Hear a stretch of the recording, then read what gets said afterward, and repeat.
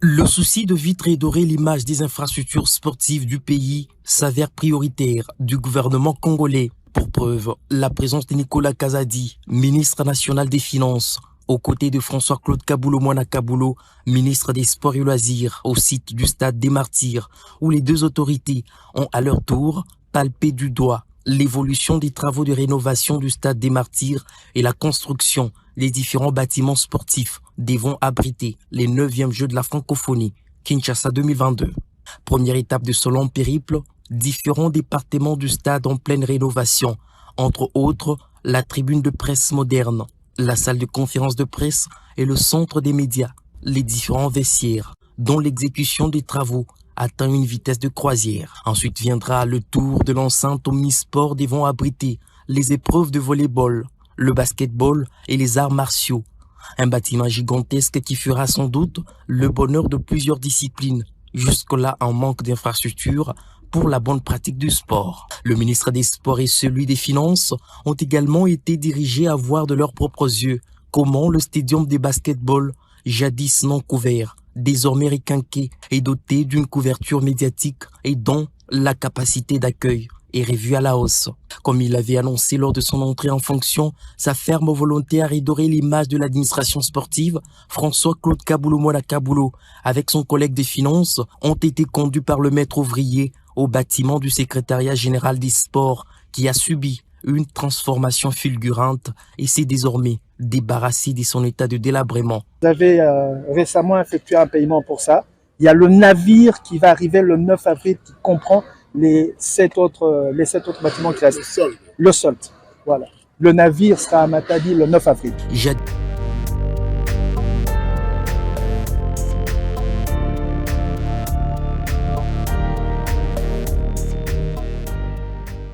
Nous avons signé aujourd'hui 2 contrats.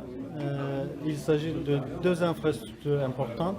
L'un, c'est un aréna multifonctionnel de 20 000 places au centre-ville, à côté du stade de Martyrs.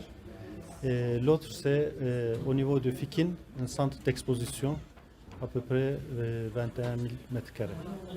Oui, en fait, l'aréna, c'est un complexe multisportif où on peut faire des jeux de différentes tailles et complexités, et également pour les autres activités comme les concerts et puis après les événements et autres. Donc c'est un complexe multifonctionnel.